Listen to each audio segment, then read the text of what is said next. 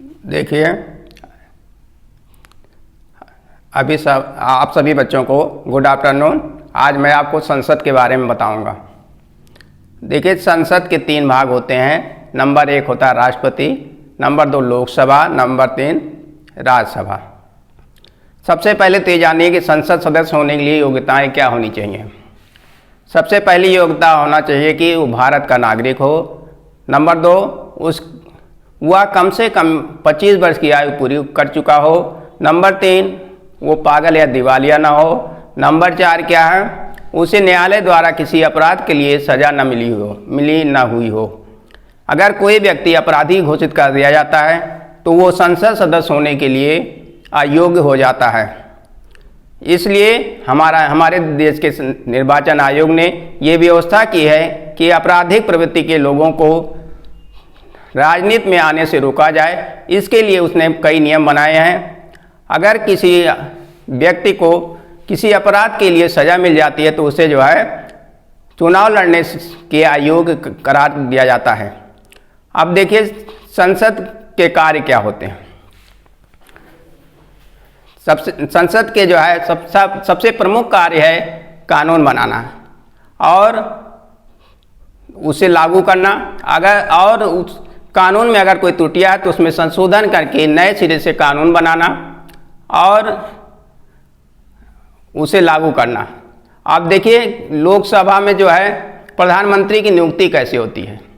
देखिए, लोकसभा के चुनाव में जिस दल को सर्वाधिक सीटें मिलती हैं उसके नेता को जो है राष्ट्रपति जो है प्रधानमंत्री पद पर नियुक्त करता है। इसके लिए भी वही योग्यताएं होनी चाहिए जो संसद सदस्य के लिए होनी चाहिए। देखिए, अगर आप प्रधानमंत्री नियुक्त कर दिए जाते हैं तो अगर आप उस समय किसी भी सदन के सदस्य नहीं हैं तो 6 माह के अंदर आपको किसी सदन का सदस्य होना आवश्यक है।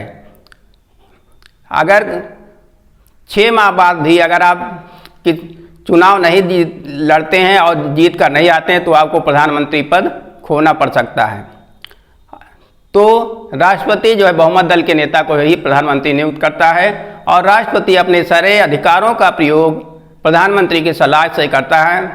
हमारे देश में राष्ट्रपति का पद एक संवैधानिक पद माना जाता है। उसके खिलाफ कोई जो है मुकदमा नहीं दायर कर सकता। जब तक वो राष्ट्रपति के पद पे है तब तक उस पर मुकदमा नहीं कायम हो सकता। और राष्ट्रपति जो है तमाम बड़े बड़े अधिकारियों की नियुक्ति करता है, जैसे न्यायाधीश और मुख्य न्यायाधीश, और मुख्य न्यायाधीश की सहायता से अन्य न्यायाधीशों की नियुक्ति राष्ट्रपति ही करता है। और जो राज्य के राज्यपाल होते हैं उनकी नियुक्ति भी राष्ट्रपति प्रधानमंत्री की सलाह से करता है। तो हमारे देश में राष्ट्रपति का पद बहुत ही जो है महत्वपूर्ण पद है। कोई भी कानून अगर संसद में पारित होता है तो बिना राष्ट्रपति की अनुमति के वो कानून का रूप नहीं ले सकता। जैसे अभी हाल में 3 कानून पास किए गए हैं उस कृषि के ऊपर, अगर उस पर राष्ट्रपति अपने हस्ताक्षर न करता तो कानून का रूप न ले पाता। और इसको लेकर के जो है तमाम तरह की अफवाहें फैले जो कि राजनीतिक कारणों से हो रही हैं। अब जब राष्ट्रपति ने उस विधेयक को मंजूरी दे दी तो कानून का रूप धारण कर चुका है। और हमारे देश में राष्ट्रपति जो है अगर संसद के लोकसभा में किसी भी जो है दल को ऐसा लगता है कि जो है सरकार अल्पमत में आ गई है तो वो अविश्वास प्रस्ताव ला करके उसके खिलाफ जो है लोकसभा अध्यक्ष को नोटिस दे सकता है।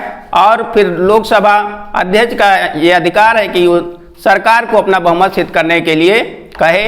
अगर सरकार बहुमत सिद्ध करने में असफल रहती है तो उसे जो है त्यागपत्र देना पड़ता है। और भारत सरकार का निर्वाचन आयोग नए चुनाव की घोषणा कर देता है। और जब तक नई सरकार का गठन नहीं होता है तब तक जो है प्रधानमंत्री कार्यवाहक के रूप में कार्य करता है। ये जो है हमारे लोकसभा जो हमारे संसद का महत्वपूर्ण अंग होता है।